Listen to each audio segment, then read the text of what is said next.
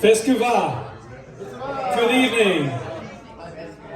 So unfortunately, no one told me to keep it short.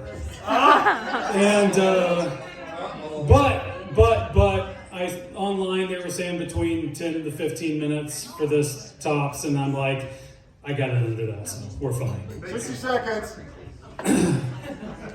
No. But anyway, it's my pleasure this evening to give the toast to the immortal memory of Robert Burns.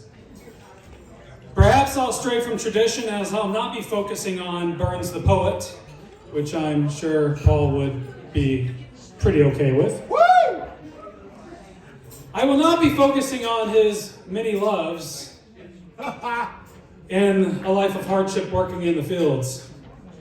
But while these are all parts of understanding Burns the man, I'm sure that, if you're here tonight, you've read the Wikipedia entry and you probably know a lot about this already. So I would like to instead focus on what we can learn from Burns the Rebel. A man who didn't define an individual by their titles or their wealth, but was a champion for the poor and the outcast. And this was a cause that made him both celebrated as well as unpopular in his lifetime. As we gather here tonight, I ask that we look to the past for guidance in the future. We often think about the times that we live in as harder than what previous generations have went through. How many of you have said, oh, I wish I could have lived in this time period? Yeah. Well, we look to a romanticized view of the past and we think to ourselves, what a simpler time it was to have lived as opposed to now in this time. And while it's true that we have way more distractions in our lives today, and yes, we live at a much faster pace than Burns did in his lifetime, in many ways, life is just as complicated. The world that Robbie Burns was born into was a world that was burning with the fires of change. Just 50 years before his birth in LA, England and Scotland were merged to form Great Britain. And as many of you Outlander fans are very much aware, it was just 13 years before his birth, that Bonnie Prince Charles Stuart sailed in the sky to rally the Highlanders to the Jacobite cause. It was an age of agricultural development and the dawn of the Industrial Revolution. In fact, it was an age of revolution. When Burns was 17 years, the American colonies declared independence from the crown. Just a little over a decade later, the French Revolution would begin as he entered his 30s. Burns admired the Americans. When asked to toast the health of the British Prime Minister William Pitt, Burns instead shocked his company by proposing a bumper to the health of a much greater man, General Washington. Sláinte. At the time of this toast, the Treaty of Paris, formally ending the American Revolution, was hardly 10 years old, and all loyal and proper British subjects still regarded the seceding colonists as rebels and traitors. Yet the poet, at a private dinner at which he was a guest, expressed his approval of one who had been only a short time before at war with the country.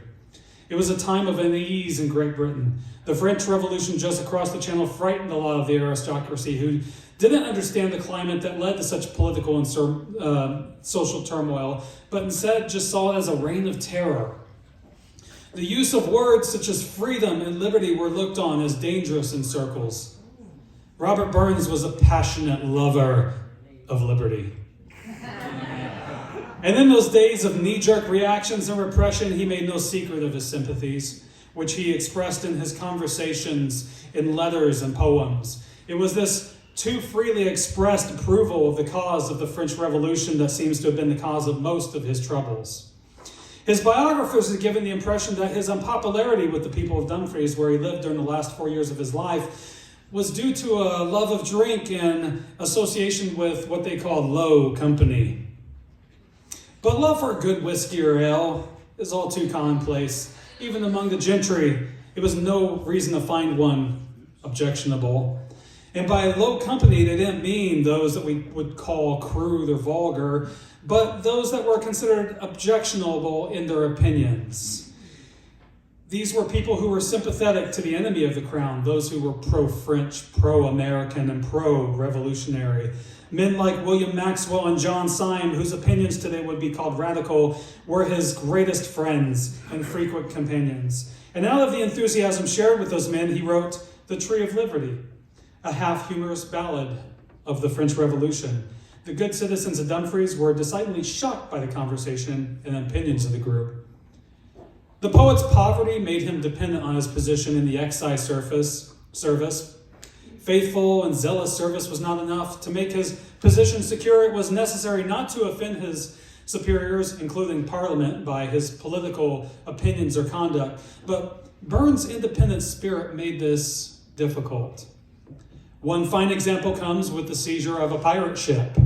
This is probably not the Robert Burns that you thought of. He was leading a party that was comprised of fellow excisemen in a regiment of dragoons, and Burns waded out into the waters, sword in hand, and was the first aboard the brig. He distinguished himself with great courage that day and would most certainly have won a promotion, except for what happened next. The brig was condemned and was sold at auction the next day in all of her stores and arms, among which were 4 cannon, which the poet bought for £3. These he sent to the French embassy as a gift, accompanied by a letter explaining his sympathies to their cause. This was a time of diplomatic turmoil between the two countries, who would soon find themselves at war with one another. Unfortunately, both the guns and the letter were intercepted. It was likely that this event, along with his too freely and vigorously expressed opinions, that led to an official investigation of his political conduct and ruined his chances for promotion. Before long, things would get more heated for Burns. A group of super patriots organized a society in Dumfries, which they called the Loyal Native Club, for preserving peace, liberty, and property, and for supporting the laws and constitution of the country. During the summer of 1793, this society paraded through the streets of the town wearing bands of blue satin ribbon embroidered with the words, "God Save the King," along with 2 effigies of Thomas Paine, which they burned as the crowd cheered their approval. These patriots made Burns and his like-minded friends the chief subject of their animosity. One member wrote these lines, which someone then handed to the poet over the table at a friendly meeting. "Ye sons of sedition, give ear to my song. Let Syme, Burns, and Maxwell pervade every throng. With Crack and the attorney and Munda the quack, send Willie the monger to hell with a smack." On seeing these words, Burns at once wrote this reply, which he passed back in truly a high school note-sharing fashion. "Ye true loyal natives, attend to my song. Its uproar and riot rejoice the night long. From envy and hatred your core is exempt. But where is your shield from the darts of contempt?" It's not many people that realize that in this moment, Burns had invented the epic rap battle. Take that, Wikipedia. Even his patriotism for Scotland was not entirely free from suspicion. The Jacobite cause, which inspired many of his best poems, among which are the Lament of Mary, Queen of Scots, It was afore our rightful king, Charlie, he's my darling, and the lovely lass of Inverness was found to be in disfavor in official circles. The memory of the Jacobite uprising was still fresh enough that these works could be seen to suggest disloyalty. His loyalty in his poems and to the House of Stuart is even criticized as being inconsistent with his love of liberty. He explained his position in a 1788 letter, speaking as to why he didn't show much enthusiasm in celebrating the centennial of the glorious revolution that shifted England from an absolute into a constitutional monarchy. He says, "The Stuarts have been condemned and laughed at for the folly and impracticality of their attempts in 1715 and 1745. That they failed, I bless God, but I cannot join in the ridicule against them. To conclude, sir, let every man who has a tear for the many miseries incident to humanity feel for a family, illustrious as any in Europe, and unfortunate beyond historic precedent. Let every Briton, and especially every Scotsman who ever looked with reverential pity on the dotage of a parent, cast a veil over the fatal mistakes of the kings of his forefathers." And he'd said that while the Glorious Revolution left England feeling less oppressed, in Scotland it left the painful memory of the massacre at Glencoe. It's quite natural that the American Revolution should appeal to Burns. He often expressed his disapproval of the British policies in the colonies. His sympathy for the Americans and his admiration for George Washington was witnessed in his ballad on the American War and Ode to Liberty.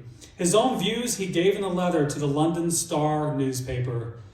Who would believe, sir, that in this, our Augustan age of liberality and refinement, while we seem so justly sensible and jealous of our rights and liberties, and animated with such indignation against the very memory of those who would have subverted them, that the certain people under our national protection should complain, not against our monarch and a few favored advisors, but against the whole legislative body, for similar oppression, and almost in the very same terms as our forefathers did of the House of Stuart. I will not and cannot enter into the merits of the cause, but I dare say the American Congress of 1776 will be allowed to have been as able and enlightened as the English Convention as in 1688, and that their posterity will celebrate the centenary of their deliverance from us as duly and sincerely as we do ours from the oppressive measures of the wrong-headed House of Stuart. Burns is remembered as a poet of the common people, not just for his persona of being the plowman poet of Ayrshire, but because he was a champion of all people, not the establishments they came from. While he was heavily involved in the politics of his time, I do not see him as purposefully political, but as a humanist. His love for freedom was all-embracing and included that of the outcast. He would have had the same contempt for the cringing beggar that he had for the titled sycophant, but he felt sympathy and fellowship for the hardy vagrant, which he expressed in the final chorus of the Jolly Beggars. A fig for those by law protected, liberty's a glorious feast. Courts for cowards were erected, churches built to please the priest. In closing, I ask that as we go onward in this life, we look to the courage of an imperfect person who lived in a complicated time in history, and we learn from him. That we speak up when we see injustice. That we fear not retribution, but we do what is right. That we, like Robert Burns, become the voice of the common people. Lift up to the great immortal memory of our bard, to Robbie Burns. Slancheva. Paul, if you don't mind, I'll go ahead and get us ready for Auld Lang Syne, and then. Go, man, go. Okay. On the back of your program, you will see the lyrics to Auld Lang Syne. It is tradition that we will sing this. We will not sing the whole thing, though. I think we would sing the first verse and the chorus, but then I think it is important that we sing the last verse and chorus as well. So we will sing the parts, should all acquaintance be forgot, the chorus, and then the very last paragraph, and there's a hand, and then we will sing the chorus again. There's a little note on here. On top of writing over 500 songs and poems of his own, I think one of Burns' greatest contributions was that of a preservationist who helped create the Scots Musical Library by gathering over 600 traditional songs and poems of Scotland's past, recording them for posterity. Of these, one of the most famous is perhaps Auld Lang Syne, a song about preserving old friendships and looking back over the events of the year. So if you will, please stand with me at this time if you're able. It's been a long night, I know. Based on your Scotch income. Yes. Should all acquaintance